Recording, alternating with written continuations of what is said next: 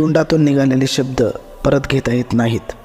एक शेतकरी नेहमी आपल्या शेजाऱ्यांची निंदा करायचा आणि आपल्या चुकीची जाणीव झाल्यानंतर तो बुद्धांकडे माफी मागायला गेला.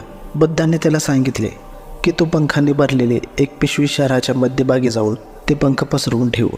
शेतकऱ्याने तसेच केले आणि बुद्धांनी सांगितले, आता जा आणि सर्व पंख परत पिशवीत भरून घेऊन ये. शेतकऱ्याने खूप प्रयत्न केला, पण सगळे पंख वाऱ्याने इकडे तिकडे उडून गेले होते. तो रिकामी पिशवी घेऊन परत आला. तेव्हा बुद्धांनी विचारले, पंख कुठे आहेत? शेतकरी म्हणाला, मी पंख परत आणू शकलो नाही. तेव्हा गौतम बुद्धांनी सांगितले की हेच आपल्या जीवनावर पण लागू होते. आपण एखादी गोष्ट सहज बोलून टाकतो, पण एकदा बोललेली गोष्ट परत घेता येत नाही.